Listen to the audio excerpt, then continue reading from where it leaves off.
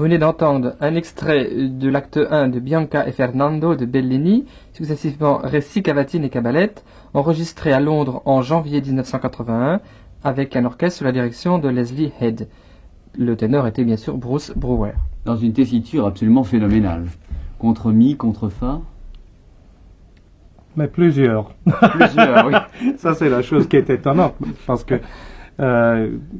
comme j'ai dit tout à l'heure, il fallait que les chanteurs aient un moyen d'y arriver pendant l'époque que Bellini a écrit ses notes.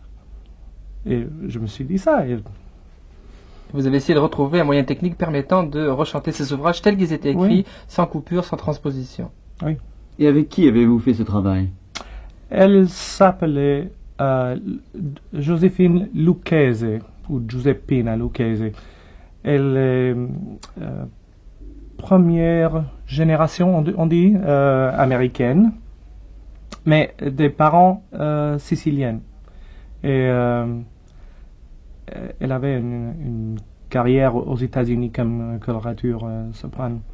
Mais elle avait ses partitions et elle avait étudié. C'est bizarre parce qu'elle avait étudié avec une dame qui s'appelait Virginia Colombati, qui était enseignée par son propre père.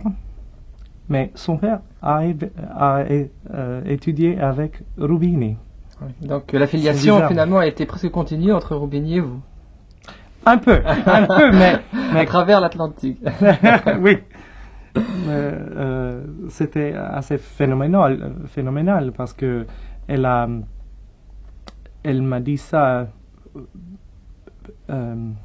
5-6 ans après que j'ai commencé à étudier avec elle.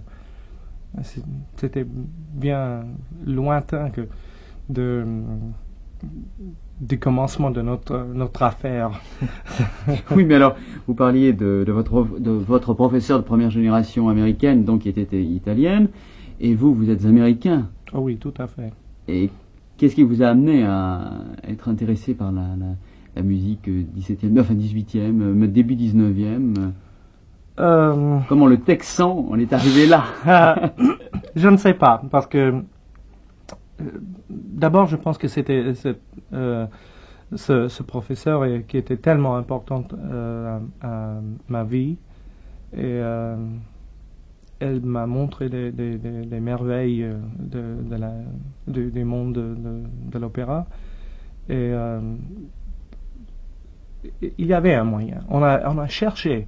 Mais elle avait les moyens de m'enseigner quand même à avoir une voix de la grave jusqu'au suraigu. Contre Oui. sol, contre la. Oui.